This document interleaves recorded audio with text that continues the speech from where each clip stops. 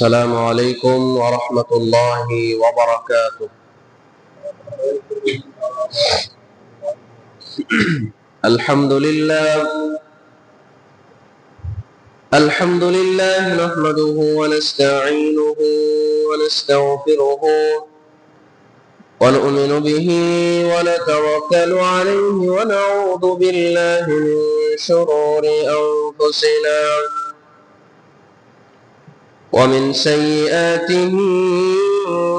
أعمالنا. من يهده الله فلا مضل له ومن يضلله فلا هادي له، ونشهد أن لا إله إلا الله وحده لا شريك له، وأشهد أن محمدا عبده ورسوله الذي أرسله بالحق بشيرا ونذيرا وداعيا إلى الله بإذنه وسراجا منيرا. أما بعد، فإن خير الحديث كتاب الله، وخير الهدي هدي محمد صلى الله عليه وسلم، وشر الأمور محدثاتها، وكل محدثة بدعة، وكل بدعة ضلالة، وكل ضلالة في النار. فأعوذ بالله من الشيطان الرجيم. بسم الله الرحمن الرحيم. يا أيها الناس اتقوا ربكم الذي خلقكم من نفس واحدة، وخلق منها زوجها، وبث منهما رجالا كثيرا ونساء، واتقوا الله الذي تساءلون به والأرحام، إن الله كان عليكم رقيبا. وقال الله تعالى: يا أيها الذين آمنوا اتقوا الله حق تقاته ولا تموتن إلا وأنتم مسلمون. وقال الله تعالى: إنا أعطيناك الكوثر فصل لربك وانحر إلى آخر الآية। সমস্ত প্রশংসা, সমস্ত গুণাগুণ, সমস্ত তারিফ সেই মহান আল্লাহ তাআলার জন্য, যে মহান আল্লাহ তাআলা আমাদেরকে দীর্ঘ এক সপ্তাহ পর পবিত্র জুমার দিনে তার কিছু সংখ্যক বান্দাকে বাছাই করে, পছন্দ করে খুতবার পূর্বে মসজিদে আসার তৌফিক দান করেছেন। আমরা সকল একসাথে বলছি আলহামদুলিল্লাহ। দরুদ ও সালাম বর্ষিত হোক সে আখিরি জামানার নবী সাইয়্যিদুল মুরসালিন খাতামান নবিয়্যিন, যে নবীর জন্য আজকে আমরা সম্মানিত হয়েছি, যে নবী আমাদেরকে সুপারিশ করে জান্নাতে নেবেন, হাউজে কাউসারের পানি পান করাবেন, সেই নবীর প্রতি লাখো কোটি দুরূদ ও সালাম বর্ষিত হোক। আল্লাহুম্মা সাল্লি আলাইহি আল্লাহুম্মা বারিক আলাইহি।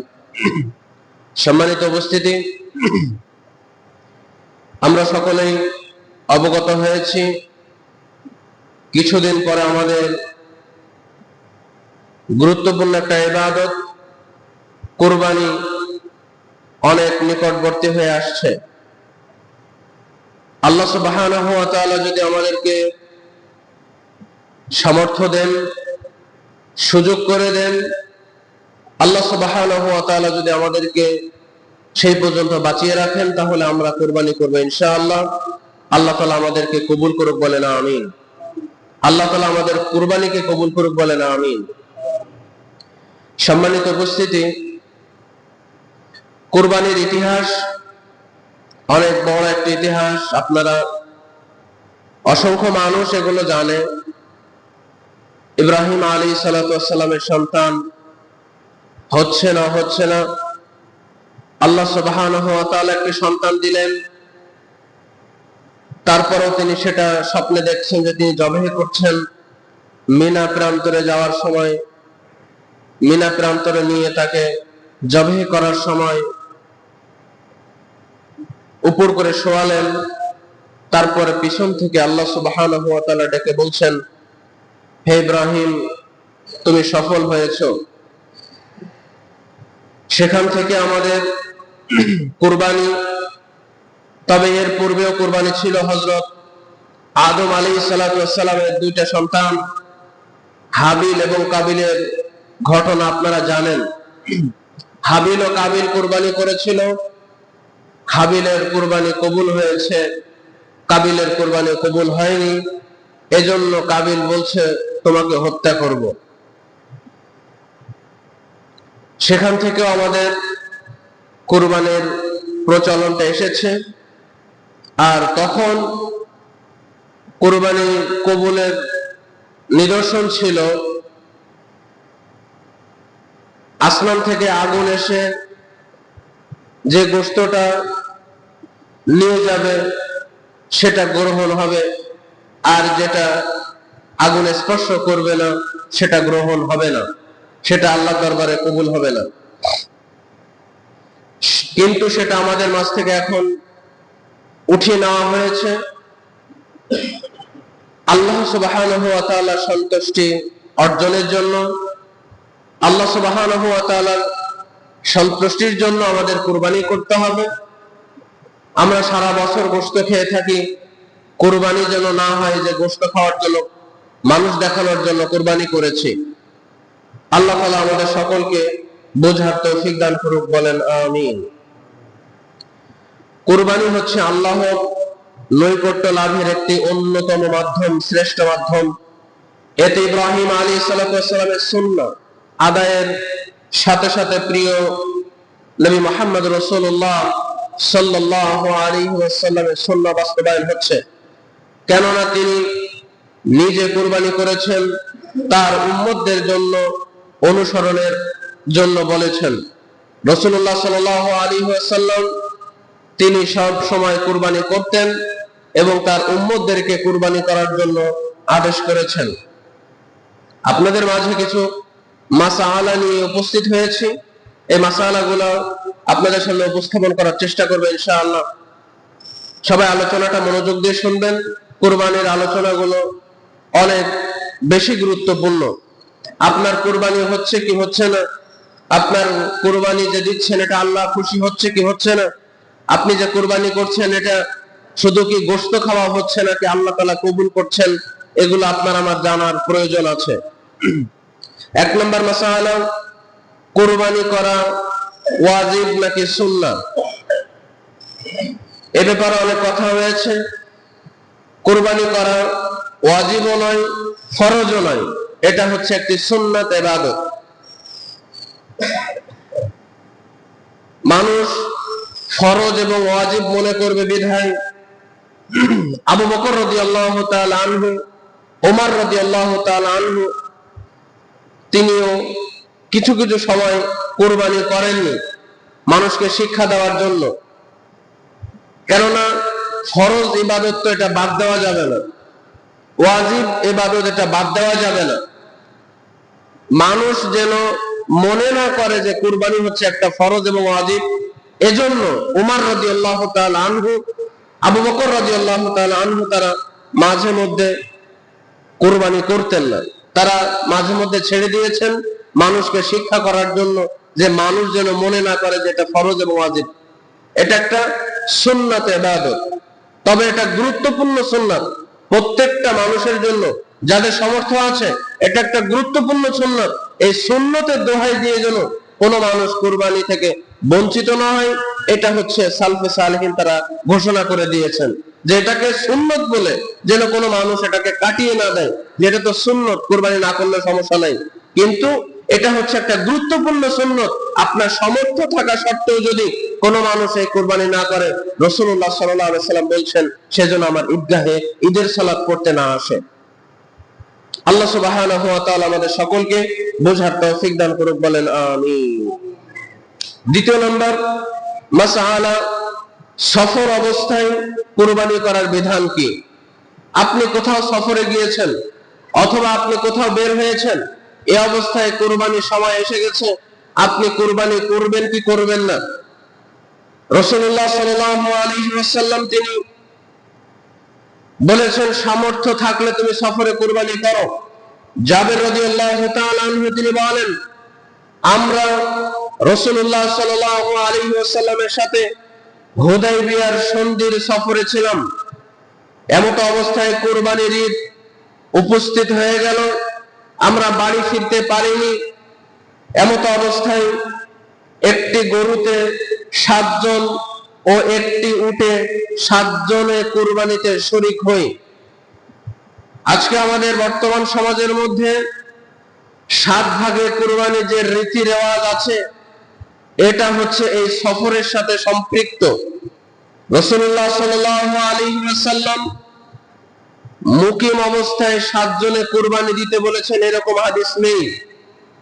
তবে অনেক আলেম বলেছেন 7 ভাগে কুরবানি দেওয়া যাবে, অনেক আলেম বলেছেন মুকিম অবস্থায় 7 ভাগে কুরবানি দেওয়ার রেওয়াজ হাদিস নেই। কিন্তু রাসূলুল্লাহ সাল্লাল্লাহু আলাইহি ওয়াসাল্লাম সফরে থেকে এক গরুতে 7 জন, এক উটে 7 জনের কুরবানি দেওয়ার যে রীতি এই হাদিসে আছে, উক্ত হাদিসটি সহিহ হাদিস।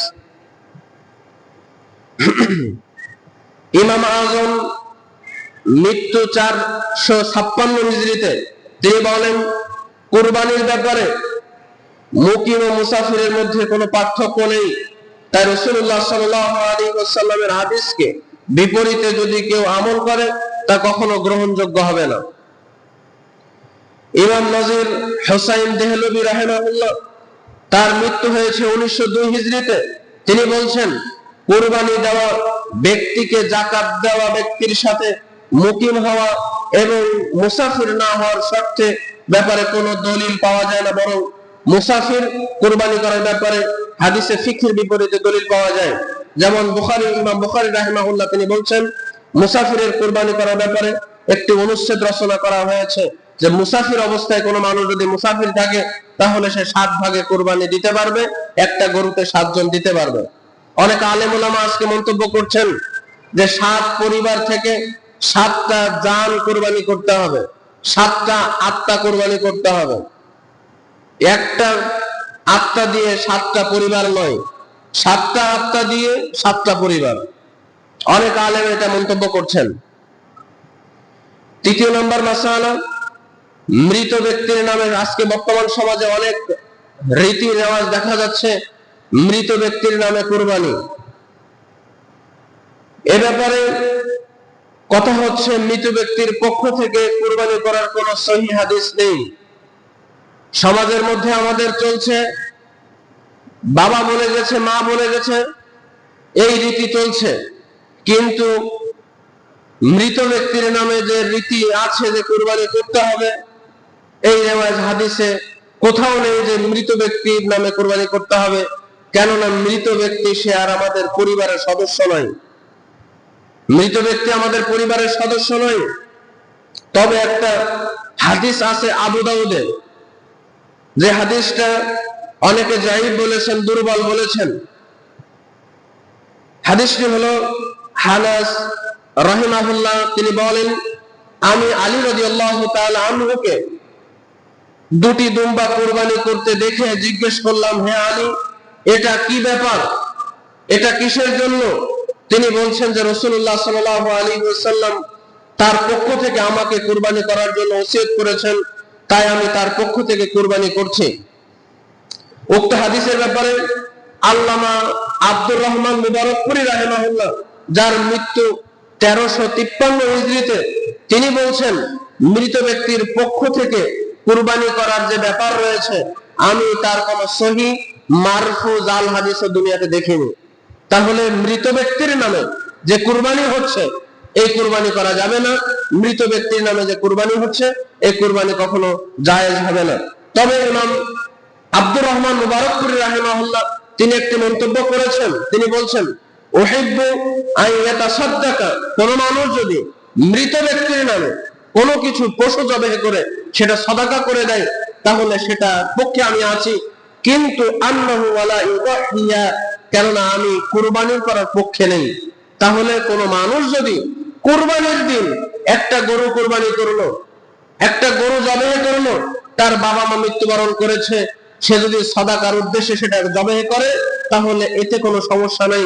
কিন্তু কোন মানুষ যদি এই গরুটা তার বাবার নামে উদ্দেশ্য করে, কুরবানির উদ্দেশ্য করে জবাই করে, তাহলে এটা ইসলাম মোতাবেক হলো না।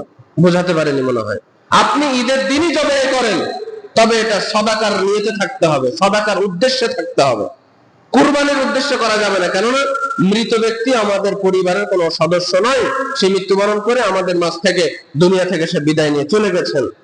এজন্য সমাজে যে রীতি রেওয়াজ আছে, এগুলো আপনাকে আমাকে বুঝতে হবে, দিন বুঝতে হবে, রাসূলুল্লাহ সাল্লাল্লাহু আলাইহি সাল্লামের কথা বুঝতে হবে, আল্লাহ তাআলা আমাদেরকে যে দিন দিয়েছেন সে ব্যাপারে আপনাকে আমাকে বুঝতে হবে। তাহলে আমরা আসলে একটা সঠিক ধর্ম বুঝতে পারবো ইনশাআল্লাহ। 4 নম্বর মাসআলা, বর্তমান সমাজে অনেক ব্যক্তি দেখা যায় জিলহজ মাসের চাঁদ উঠে গেলে তারা নখ চুল গোঁফ ইত্যাদি কেটে থাকে। জিলহজ মাসের 10 তারিখ যখন জিলহজ মাসের চাঁদ ওঠে, অনেক মানুষের দেখা যায় নখ চুল গোঁফ ইত্যাদি কাটছে। পাশাপাশি যারা কুরবানি করতে অক্ষম, তারাও এগুলো থেকে বিরত থাকছে। তাহলে এরা কি পূর্ণাঙ্গ কুরবানির সওয়াব পাবে কিনা, এ ব্যাপারে ইসলামের মন্তব্য কি? আসুন, জিলহজ মাসের চাঁদ ওঠার পর থেকে কুরবানি দাতা চুল নখ গোঁফ ইত্যাদি কাটতে পারবে না। যিনি কুরবানি করবেন, কুরবানি দাতা, আজকে এই আলোচনাটা অনেক বেশি গুরুত্বপূর্ণ। রাসূলুল্লাহ সাল্লাল্লাহু আলাইহি ওয়াসাল্লাম বলেন, জিলহজ মাসের যখন চাঁদ উঠে যাবে এবং যিনি কুরবানি দেওয়ার ইচ্ছা করেছেন, যিনি কুরবানি দাতা, যিনি কুরবানি দিবেন, সে নখ চুল গোঁফ ইত্যাদি কোন চুল তিনি কাটতে পারবেন না। উম্মে সালামা রাদিয়াল্লাহু তাআলা আনহাতে বর্ণিত, রাসূলুল্লাহ সাল্লাল্লাহু আলাইহি ওয়াসাল্লাম তিনি বলছেন, যখন জিলহজ মাসের প্রথম 10 তারিখ শুরু হয় আর তোমাদের মধ্যে কেউ কুরবানি করার ইচ্ছা পোষণ করে, জিলহজ মাসের চাঁদ উঠে গেছে এবং কোন মানুষ যদি কুরবানি করার ইচ্ছা করে যে আমি এই বছর কুরবানি করব, তাহলে কোন মানুষ সেজন্য তার নিজের চুল এবং নিজের গোঁফ নখ কাটা থেকে সম্পূর্ণরূপে বিরত থাকে। সম্পূর্ণরূপে বিরত থাকতে বলেছেন যে ব্যক্তি এই কুরবানি করার ইচ্ছা পোষণ করেছে। নবী করিম সাল্লাল্লাহু আলাইহি ওয়াসাল্লামের স্ত্রী উম্মে সালামা রাদিয়াল্লাহু তাআলা আনহা বলেন, রাসূলুল্লাহ সাল্লাল্লাহু আলাইহি ওয়াসাল্লাম তিনি বলেছেন, যার কুরবানির পশু রয়েছে সে যেন জিলহজ মাসের নতুন চাঁদ ওঠার পর থেকে কুরবানি করার পূর্ব পর্যন্ত তার নখ চুল না কাটে। তবে আপনি জিলহজ মাসের চাঁদ উঠে গেলে নখ চুল গোঁফ কাটা বন্ধ করুন এবং কুরবানি করার শেষে আপনি নখ চুল গোঁফ যেটা আপনার প্রয়োজন সেটা আপনি কর্তন করতে পারবেন। এ ব্যাপারে ইসলাম আপনাকে অনুমতি দিয়েছেন। উক্ত হাদিস সম্পর্কে শাইখ ইবনুল বাজ রাহিমাহুল্লাহ বলেন, কুরবানি দাতার পরিবার তথা সন্তান সন্ততি স্ত্রীদের জন্য এই হুকুম নয়। দেখেন, এখানে শাইখ ইবনুল বাজ রাহিমাহুল্লাহ তিনি বলছেন, কুরবানি দাতার পরিবার তথা সন্তান সন্ততি স্ত্রীদের জন্য এই হুকুম নয়। যে হুকুম কুরবানি দাতার উপর রয়েছে, যে কোন ব্যক্তি যদি কুরবানি করার ইচ্ছা করলো, কোন ব্যক্তি যদি কুরবানি করার ইচ্ছা করে, সেজন্য জিলহজ মাসে চাঁদ ওঠার পর থেকে নখ চুল গোঁফ না কাটতে পারে। তবে শাইখ ইবনুল বাজ রাহিমাহুল্লাহ তিনি বলছেন, যে তার সন্তান সন্ততি, তার স্ত্রীরা এই নখ চুল এগুলো কাটতে পারবে। যিনি কুরবানি করবেন, যিনি কুরবানি দাতা, যিনি কুরবানি করার ইচ্ছা পোষণ করেছেন, শুধুমাত্র এই বিধানটা তার জন্য, কিন্তু তার সন্তান সন্ততি, তার স্ত্রীগণেরা এই চুল নখ এগুলো তারা কাটতে পারবেন। শেখ উসাইমিন রাহিমাহুল্লাহ বলেন, নখ চুল কাটা থেকে বিরত থাকার বিধানটি শুধুমাত্র কুরবানি দাতার জন্য খাস। মনে করেন আমি কুরবানি দিব, এটা শুধুমাত্র আমার জন্য খাস, তবে আমার সন্তান সন্ততি পরিবারের জন্য নয়। বুঝতে পেরেছেন? আপনি বাড়ির কর্তা, আপনি যদি ইচ্ছা করেন যে আপনি কুরবানি করবেন, তাহলে এটা আপনার জন্য শুধুমাত্র গ্রহণীয়, আপনার জন্য শুধুমাত্র গ্রহণীয় যে আপনি নখ চুল গোঁফ এগুলো কাটতে পারবেন না, তবে আপনার স্ত্রীও কাটতে পারবে, আপনার সন্তানরাও কাটতে পারবে।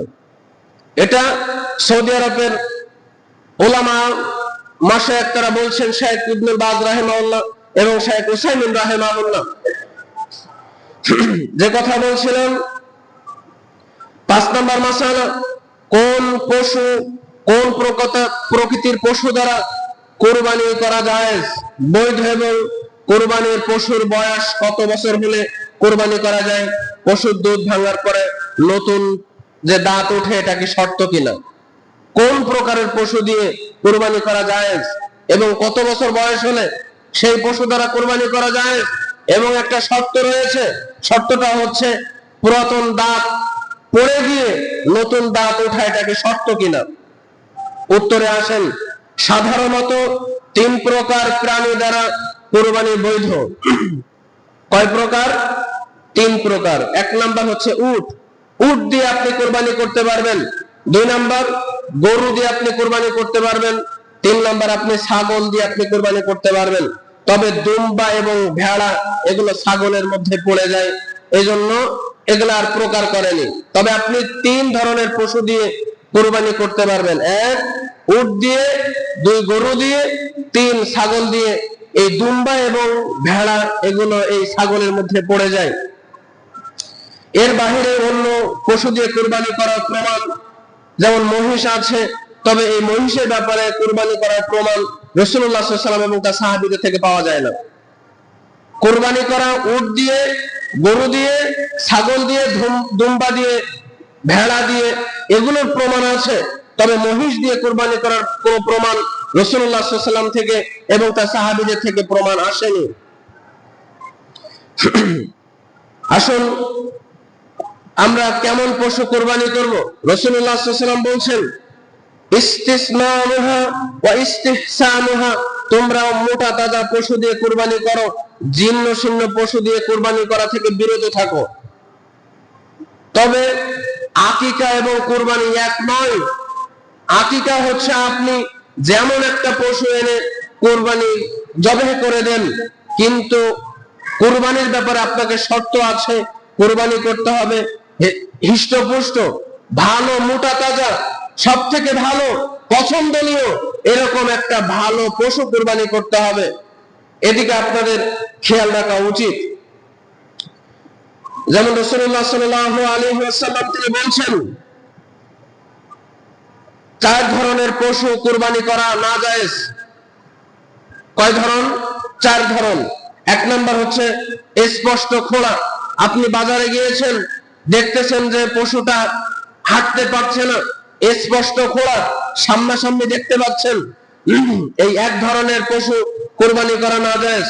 2 ধরন স্পষ্ট কানা, যে পশু চোখে দেখতে পাচ্ছে না, আপনি এটা স্পষ্ট ভাবে ধরে নিয়েছেন যে স্পষ্ট কানা, যে চোখে দেখতে পাচ্ছে না, এই পশু দিয়ে কুরবানি চলবে না।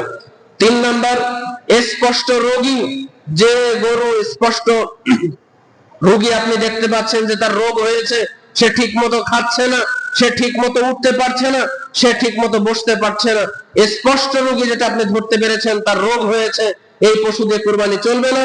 4 নাম্বার হচ্ছে জীর্ণ শীর্ণ, অর্ধেক কান কাটা, ছিদ্র, শিং ভাঙা, এগুলো দিয়ে কুরবানি চলবে না। তবে আপনাকে দেখতে হবে যে হিষ্টপুষ্ট তরতাজা, শক্তিশালী, একদম সুস্থ প্রকৃতির একটা পশু আপনাকে বাছাই করতে হবে। যেমন অনেকে গরু কিনে নিয়ে আসেন, কান কাটা থাকে, শিং ভাঙা থাকে, কানা থাকে, খোড়া থাকে, ল্যাংড়া থাকে, পছন্দ হলে চলবে না।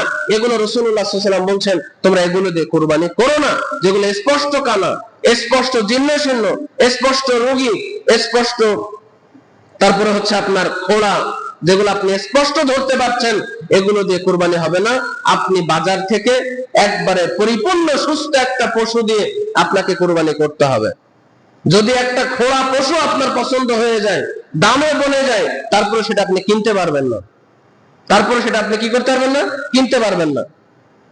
রাসূলুল্লাহ সাল্লাল্লাহু আলাইহি ওয়াসাল্লাম বলছেন তোমরা মোটা তাজা, তোমরা ভালো একটা হৃষ্টপুষ্ট পশু কুরবানি করো। আল্লাহ তাআলা আমাদের সকলের কুরবানিকে কবুল করুক, বলেন আমিন।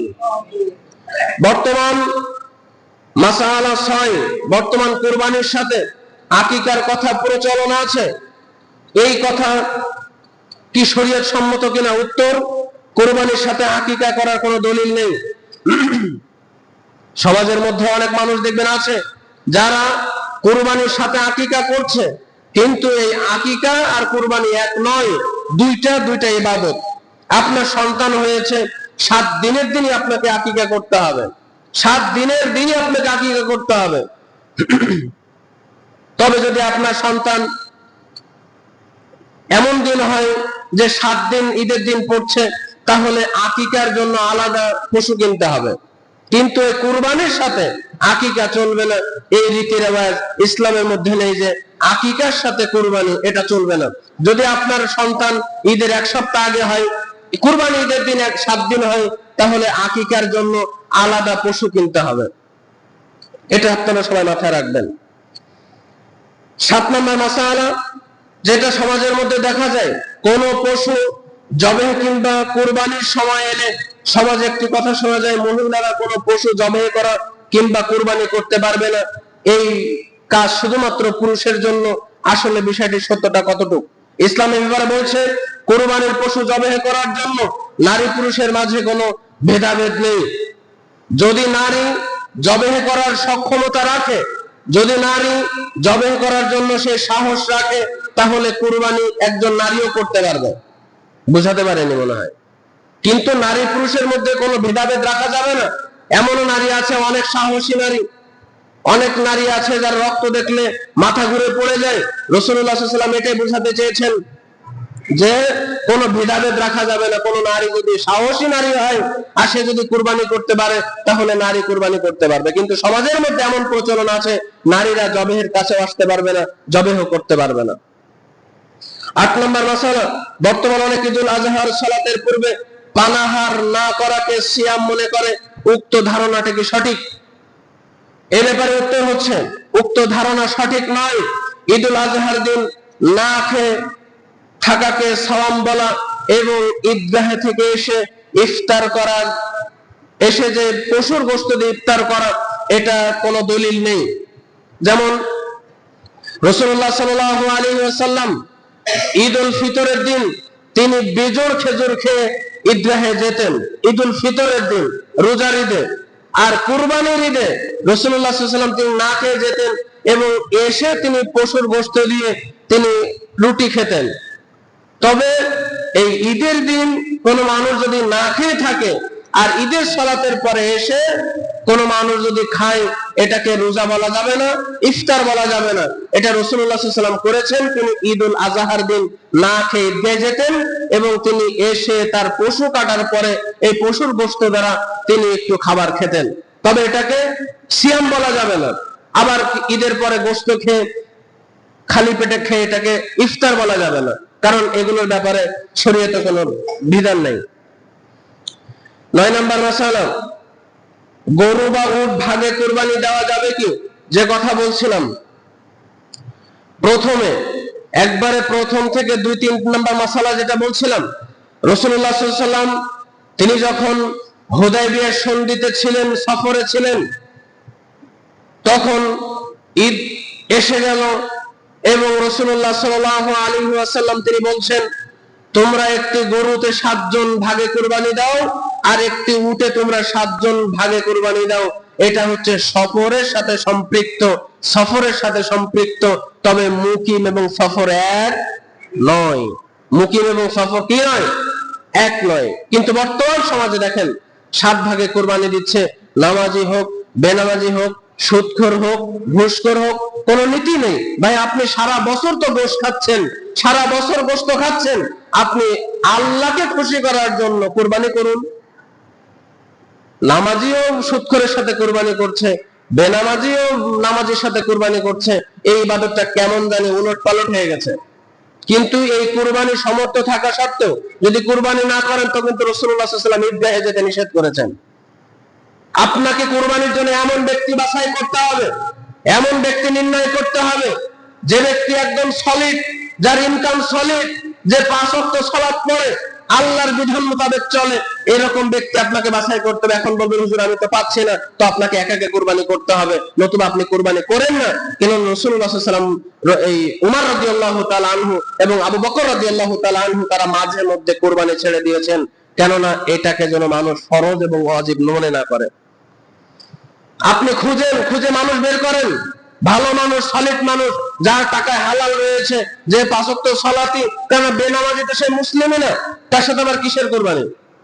একজন বেনামাজি, রাসূলুল্লাহ সাল্লাল্লাহু আলাইহি ওয়াসাল্লাম বলছেন যে একজন বেনামাজি তো মুসলিমই না, যে সালাত পড়ছে না সে মুসলিমই না, তার সাথে একজন মুসলমান কুরবানি করে কিভাবে? এখন এটা আপনার কষ্ট লাগতে পারে মনের ভিতরে, কেননা আল্লাহ সুবহানাহু ওয়া তাআলা তিনি বলছেন সূরা কাউসারের 2 নম্বর আয়াতে আল্লাহ তাআলা বলছেন ফাসাল্লি লিরাব্বিকা ওয়ানহার, তোমরা আগে সালাত পড়ো তারপরে কুরবানি করো। আল্লাহ তাআলা আপনাকে কুরবানির কথা আগে বলেনি, কেননা আল্লাহ বুঝে যে বান্দারা অনেক কাকমানি করবে। আল্লাহ তাআলা সূরা কাউসারের 2 নম্বর আয়াতে বলছেন ফাসাল্লি লিরাব্বিকা ওয়ানহার, তোমরা আগে রবের প্রতি সালাত পড়ো তারপরে তোমরা নহর করো। আপনি সালাত পড়ছেন না, আপনি কুরবানির সময় এসে বাজারে সেরা গরু, সমাজের সেরা গরু, 3 লাখ টাকা 2 লাখ টাকার গরু কুরবানি করছেন, কে আপনাকে অনুমতি দিয়েছে? আর আপনি তো সারা বছরই কুরবানি, আপনি সারা বছরই গোশত খাচ্ছেন। এখন আল্লাহকে খুশি করার জন্য কিছু করুন। এমন যেন না হয় যে আমি কুরবানি করেছি গোশত খাওয়ার জন্য, তাহলে আপনার হবে না। আমি আপনাদের বুঝাতে পারলাম না? কুরবানি এসেছে, অন্তত সালাত পড়ুন। সমাজের মানুষকে দেখাবেন যে আমি 3 লাখ টাকার গরু কুরবানি করেছি, আসলে কোনো ফায়দা নাই, শুধুমাত্র গোশত খাওয়াই হবে, কোনো ফায়দা নাই। আল্লাহ সুবহানাহু ওয়া তাআলা আমাদের সকলকে বুঝার তৌফিক দান করুক, বলেন আমিন। কুরবানির গোশত কয় ভাগ করতে হবে? কুরবানির গোশত 3 ভাগ, 3 শ্রেণীর মানুষ খাবে। আল্লাহ তাআলা বলছেন ফাকুলু মিনহা, তোমরা নিজেরা খাও। আল্লাহ তাআলা বলছেন ফাকুলু মিনহা, তোমরা নিজেরা খাও। ওয়াতিমুল কানিয়া, অভাবগ্রস্তদেরকে খাওয়াও, যারা সমাজের মধ্যে অভাবী আছে তাদেরকে তোমরা খাওয়াও। বড় হচ্ছে ওয়াল মুহতাররা, এবং যারা ভিক্ষা করছে তাদেরকে তোমরা দাও। 3 শ্রেণীর ব্যক্তিকে বলছে তোমরা কুরবানির গোশত খাওয়াও। আল্লাহ তাআলা বলছেন ফাকুলু মিনহা, তোমরা খাও, যারা কুরবানি করছে তারা খাও। পরে হচ্ছে ওয়াতিমুল কানিয়া, যারা হচ্ছে অভাবগ্রস্ত, সমাজের মধ্যে অভাবী মানুষ, তাদেরকে দাও। ওয়াল মুহতাররা, যারা ভিক্ষা করছে সমাজের মধ্যে, হাত পেতে বেড়াচ্ছে, তাদেরকে দাও। তবে এই ভাগের মধ্যে কম বেশি সমস্যা নেই। আপনি মনে করছেন আমি বাড়িতে আমার সদস্য কম, আমি অল্প রেখে আমি অভাবীদেরকে বেশি দিলাম, কেননা সমাজে অনেক অভাবী আছে। শিমুলিয়াতে এত অভাবী নাও থাকতে পারে, কিন্তু এমন এলাকা আছে যেখানে অনেক অভাবী আছে না ভাই? তো বলছি এখানে ভাগে কম বেশ হতে পারে, কোনো সমস্যা নেই। আপনি কম রাখতে পারতেন, কারণ আপনার সামর্থ্য আছে গোশত কিনে খাওয়ার। কোরবানির 2 সপ্তাহ পরে আপনি 5 কেজি গোশত কিনে খেতে পারবেন। কিন্তু সমাজের মধ্যে এমনও মানুষ আছে যারা মাসে একবারও গোশত খেতে পারে না, আছে না ভাই? সমাজে এরকম অনেকে গোশত খেতে পারে না, 2 মাস 3 মাস চলে যায় তারা গোশত খেতে পারে না। এই সামান্য তরকারি খেয়ে তাদেরকে বেঁচে থাকতে হয়। তবে আপনি আপনার বন্ধকের মধ্যে কম রেখে আপনি আপনার অভাবীদের মধ্যে পাঠিয়ে দেন, এবং যারা ঈদের দিন আপনার বাড়িতে আসতে অভাবী হিসাবে হাত পাততে, আপনি তাদেরকে বেশি করে দেন, যেন তার অপমানিত, লাঞ্ছিত হতে না হয়। দেখেন আপনি তার আজকে অবস্থাটা, আপনি বড় কুরবানি করেছেন গরু, সে আজকে খালি হাতে আপনার কাছে এসে হাত পাচ্ছে। আজকে যদি এমন অবস্থা আপনার হতো, এমন অবস্থা আল্লাহ তাআলা আপনাকে দেননি, বলেন আলহামদুলিল্লাহ, যে মানুষের কাছে হাত পেতে খেতে হচ্ছে। কিন্তু যে ব্যক্তি আপনার কাছে হাত পাচ্ছে তাকে আপনারা হেই প্রতিপন্ন করিয়েন না কুরবানির দিন, তাকে সম্মানের সাথে বলবেন একটু অপেক্ষা করো, একটু অপেক্ষা করো, তোমার গোশতটা দিয়ে দিচ্ছি। কিন্তু আপনি একদম বলবেন না যাও দূর হয়ে চলে যাও, পরে আসবো, এখন কেন এসেছো, এরকম কঠোর ভাষা ব্যবহার করবেন না, তবে আল্লাহ তাআলা আপনার উপর রাগান্বিত হয়ে যাবেন। বুঝতে পেরেছেন? একবারে বোঝার চেষ্টা করুন। আল্লাহ তাআলা আমাদের সকলকে বোঝার তৌফিক দান করুক, বলেন আমিন। তবে কুরবানির গোশত 3 ভাগ করবেন, নিজেরা খাবেন, অভাবগ্রস্তদেরকে খাওয়াবেন। আপনি মাথার মধ্যে টার্গেট রাখবেন যে আমি এলাকার কোন অভাবীকে গোশতগুলো দিব, মনে মনে একটা লিস্ট করে ফেলবেন, মনে মনে একটা লিস্ট করে ফেলবেন, এবং ভিক্ষুকরা আপনার বাড়িতে যারা আছে ভিক্ষা করছে তাদেরকে আপনি খাওয়াবেন। আল্লাহ সুবহানাহু ওয়া তাআলা আমাদের সকলের কুরবানিকে কবুল করুক, বলেন আমিন। যাই হোক, সম্মানিত উপস্থিতি, কুরবানির পশু কিনবেন, আল্লাহর কাছে দোয়া করবেন যেন ভালো পশুটা কুরবানি করতে পারেন। কি করবেন? ভালো পশুটা আল্লাহর দরবারে কুরবানি করতে হবে, এটা যেন আপনার আমার মধ্যে ইখলাস থাকে। রাসূলুল্লাহ সাল্লাল্লাহু আলাইহি ওয়াসাল্লাম তিনি অসংখ্য জায়গাতে বলছেন আল্লাহ তাআলা কারোর গোশত নিয়ে যান না, আল্লাহ তাআলা তার তাকওয়াটা দেখেন। এখন যদি আপনার তাকওয়া থাকে, ডাঙ্গা বাজারে সবথেকে ভালো গরু উঠেছে, এই গরুটা আমাকে কিনতে হবে, মানুষ আমাকে বলবে অনেক বড় কুরবানিওয়ালা, তাহলে আপনার কুরবানি হবে না। কারণ আপনি সারা বছর গোশত খেতে পারছেন, সারা বছরই তো গোশত খাচ্ছেন, এই কুরবানিটা যেন আপনার গোশত খাওয়া শুধু না হয়। আল্লাহ সুবহানাহু ওয়া তাআলা সূরা আনামের 162 নম্বর আয়াতে তিনি বলছেন, কুল ইন্না সালাতি ওয়া নুসুকি ওয়া মাহইয়ায়া ওয়া মামাতি লিল্লাহি রাব্বিল আলামিন। আল্লাহ রাসূলকে বলছেন, তিনি বলেন, আপনি বলুন আমার নামাজ, আমার কুরবানি, আমার জীবন, আমার মরণ সবকিছু কার জন্য? কার জন্য? আল্লাহর জন্য। আপনাদের কি মনে ঘুম আসতেছে না? ঘুম আসবেই, ফ্যান চলতেছে, নিচে টাইলস আছে, ভালো একটা আরামে আছেন, ঘুম আসবেই। কিন্তু আলোচনা শোনাটা আপনাদের জন্য অনেক গুরুত্বপূর্ণ, অনেক গুরুত্বপূর্ণ আপনার আমার জন্য। আল্লাহ সুবহানাহু ওয়া তাআলা তিনি বলছেন, কুল ইন্না সালাতি, আমার নামাজ। এই যে আপনি আমি সালাত করতেছি, সালাতটা শুধুমাত্র আল্লাহর জন্য হতে হবে। রমজান মাসে আপনি আমি মানুষকে দেখানোর জন্য সালাত পড়ি, সালাত কবুল হবে না। তারপরে বলছেন নুসুকি, আমার কুরবানি। এই যে কুরবানি করছেন, এটা কার উদ্দেশ্যে হতে হবে? আল্লাহর জন্য হতে হবে। এখন আপনি বলছেন আল্লাহর জন্য হবে, কিন্তু আপনি সালাত পড়ছেন না, আপনি সুদের সাথে লেনদেন আছে, আপনি ঘুষের সাথে লেনদেন আছে, আপনি মানুষের জুলুম অত্যাচার করে টাকা দিয়ে, এই টাকা দিয়ে আপনি কুরবানি করছেন, এই কখনো এই কুরবানি কবুল হবে না। আল্লাহ যেমন আপনি বলছেন কুল ইন্না সালাতি, সালাত আপনার জন্য, আপনাকে খুশি করার জন্য সালাত করছি, ওয়া নুসুকি, আপনি আমার কুরবানি, আমার যে কুরবানি আমি যে করতেছি এটা শুধুমাত্র আল্লাহর জন্য, ওয়া মাহইয়ায়া, আমার জীবন, ওয়া মামাত, আমার মৃত্যু, সবকিছু লিল্লাহি রাব্বিল আলামিন, সবকিছু আল্লাহর জন্য। সবকিছু কার জন্য? আল্লাহর জন্য। তাহলে আপনি অনুরোধ রইল অন্তত হালাল টাকাটা নিয়ে বাজারে যায়েন। আর যদি আপনার হালাল টাকা না থাকে তো আপনি কুরবানি করিয়েন না। হালাল টাকা যদি আপনার না থাকে তো আপনি কুরবানি করিয়েন না, দরকার নেই আপনার এই কুরবানি করার। মানুষকে দেখানোর জন্য ইবাদত বন্দি করার কোনো প্রয়োজন নেই। অন্তত এখানে কুরবানি করছেন, এই কিয়ামতের মাঠে যে আল্লাহ তাআলা আপনাকে অনেক বড় শাস্তি দিবেন। আর যারা কুরবানি করার নিয়ত করেছেন, আজকে থেকে আপনারা সালাত ধরেন, আজকে থেকে সালাত পড়ার চেষ্টা করুন, নাহলে অবস্থা কিন্তু হবে ভালো হবে না। আল্লাহ সুবহানাহু ওয়া তাআলা আমাদের সকলকে বোঝার তৌফিক দান করুক, বলেন আমিন। আল্লাহ তাআলা সূরা হজ 37 নম্বর আয়াতে বলছেন, লা ইয়ানালাল্লাহা লুহুমুহা ওয়ালা দিমাউহা ওয়ালাকিন ইয়ানালুহুত তাকওয়া মিনকুম। মনে রাখো, কুরবানির গোশত, রক্ত কোনো কিছু আল্লাহর কাছে পৌঁছায় না। ভাই, এই যে গোশত, এটা আল্লাহর কাছে পৌঁছাচ্ছে? এই যে আপনাদের যে গোশত পাবেন আপনারা কুরবানি করে, এটা কি আল্লাহর কাছে পৌঁছাচ্ছে? ওয়ালা দিমাউহা, এই গরুর রক্ত আল্লাহর কাছে পৌঁছাচ্ছে না। লা ইয়ানালাল্লাহা লুহুমুহা ওয়ালা দিমাউহা ওয়ালাকিন ইয়ানালুহুত তাকওয়া মিনকুম। আপনার এই তাকওয়াটা আল্লাহর কাছে পৌঁছাচ্ছে, গোশতও যাচ্ছে না, রক্তও যাচ্ছে না, শুধুমাত্র কেবলমাত্র একমাত্র আপনার তাকওয়া। এই যে কি তাকওয়া নিয়ে আপনি কুরবানি করছেন, কোন তাকওয়া নিয়ে আপনি কুরবানি করছেন? গোশত খাওয়ার জন্য, নাকি আল্লাহকে খুশি করার জন্য, নাকি মানুষ আপনাকে বলবে 3 লাখ টাকার গরু কুরবানি করেছে? শুধুমাত্র এই তাকওয়ার জন্য আল্লাহ তাআলা আপনার গ্রহণ করবেন, তাকওয়াটা গ্রহণ করবেন। এজন্য অনুরোধ রইল ভাই, যারা কুরবানি করার ইচ্ছা করেছেন যে আল্লাহ তাআলা যদি সামর্থ্য দেন, সুযোগ করে দেন এই বছর থেকে কুরবানি করব, তো অবশ্যই 5 ওয়াক্ত সালাত আজকে থেকে ধরুন, না হলে আপনার কুরবানি কবুল হবে না। আর যারা ভাগে কুরবানি করবেন তারা আপনারা ভালো ব্যক্তি বুঝে তার সাথে কুরবানি করুন। ওই সুদওয়ালার সাথে, ঘুষওয়ালার সাথে, হারামখোরের সাথে, ব্যাংকে চাকরি করে এরকম কোন খারাপ মানুষের সাথে কোনো কুরবানি চলবে না। যদি কোনো ব্যক্তি না পায় তো অন্তত একটা খাসি এনে বাড়িতে কুরবানি দিব, তো একা একা দিব। এদিকে আপনারা সতর্ক থাকুন, অনুরোধ রইল। আল্লাহ সুবহানাহু ওয়া তাআলা আমাদের সকলকে বোঝার তৌফিক দান করুক, বলেন আমিন। উম্মুল মুমিনিন আয়েশা রাদিয়াল্লাহু তাআলা আনহা তিনি বলেন, রাসূলুল্লাহ সাল্লাল্লাহু আলাইহি ওয়াসাল্লাম তিনি বলেছেন, কিয়ামতের দিন কুরবানি তার যে পশু আছে শিং, পশম, খুর সহ উপস্থিত করা হবে এবং কুরবানির রক্ত জমিয়ে পড়ার আগে আল্লাহ তাআলার দরবারে কবুল হয়ে যাবে।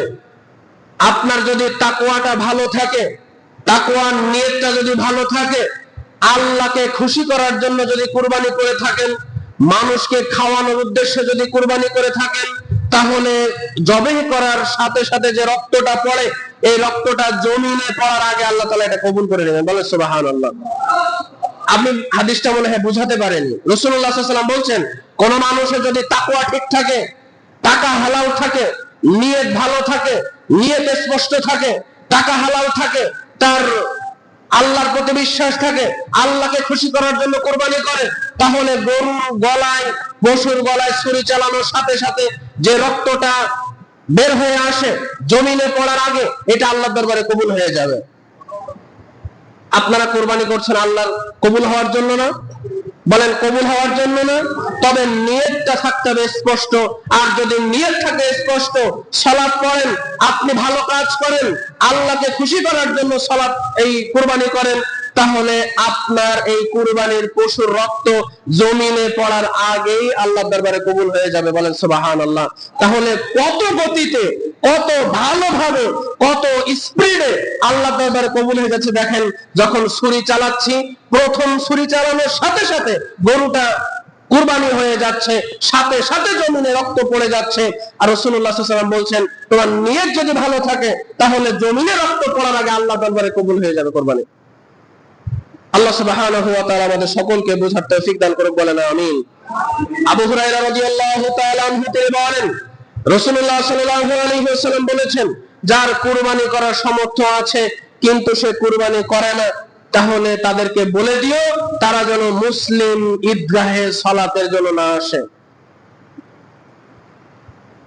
বুঝতে পেরেছেন এই কথা?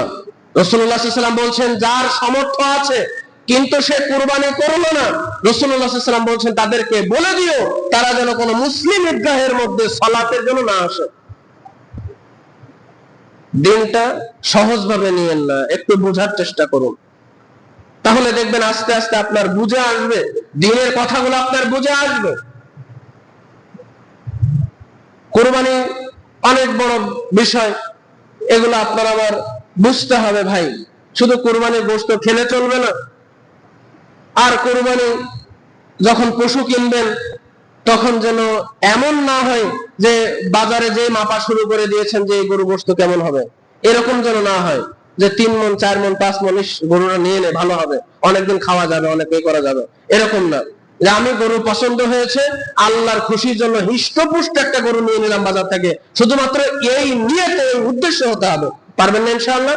যে গোশত মাপবেন না, কুরবানি গোশত মাপবেন না যে 3 মণ হয়ে গেল, 4 মণ হয়ে গেল, গোশতটা অনেক ভালো হবে, ইস গরু গোশত খেয়ে মজা হবে, এরকমটা না ভাই। একটা মাত্র উদ্দেশ্য হবে বাজারে যে এটা আল্লাহর জন্য নিচ্ছি, এটা আল্লাহকে খুশি করার জন্য নিচ্ছি, এটা গোশত মাপার জন্য নিচ্ছি না, যে এটা দেশি গরু খেয়ে মজা লাগবে, এরকমটা না ভাই।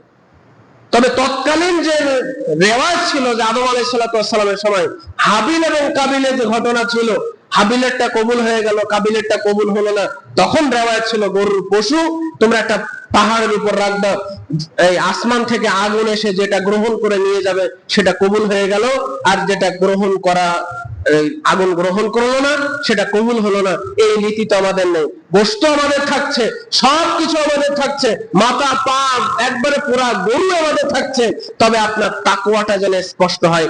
গরুর গলায় ছুরি চালানোর আগে আপনার তাকওয়াকে স্পষ্ট করুন। গরুর গলায় ছুরি চালানোর আগে আপনার ভিতরের অন্তরকে পরিষ্কার করুন। কেননা ওই নির্দোষ গরু কোনো অপরাধ করেনি, নির্দোষ গরু কোনো অপরাধ করেনি। তবে ওই নির্দোষ পশুর গলায় ছুরি চালানোর আগে নিজের অন্তরে বুঝান যে আমি কার উদ্দেশ্যে কুরবানি করছি, কি গোশত খাওয়ার জন্য নাকি আল্লাহকে খুশি করার জন্য। আজকে যদি সেই রীতি থেকে যেত, ইব্রাহিম আলাইহিস সালাম তার সন্তানকে জবাই করছে, সেই রীতি যদি আজকে থেকে যেত, তাহলে আপনি আপনার সন্তানকে জবাই করতেন? কে জবাই করবে এটাই তো থাকতো না, ইমামও তো থাকতো না।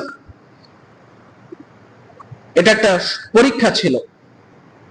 আল্লাহ সুবহানাহু ওয়া তাআলা আমাদের সকলকে বোঝার তৌফিক দান করুক, বলেন আমিন। যারা আমরা 5 ওয়াক্ত সালাত পড়তে পারছি না, আল্লাহ তুমি আমাদের 5 ওয়াক্ত সালাত পড়ার তৌফিক দান করো, বলেন আমিন। আমরা যেন হালাল টাকা নিয়ে বাজারে যাই, আল্লাহ তুমি সে তৌফিক দান করো, বলেন আমিন। আকুলু কাউলি হাযা আস্তাগফিরু লি ওয়া লাকুম ওয়া লিসাইরিল মুসলিমিন ইন্নাহু হুয়াল গফুরুর রহিম।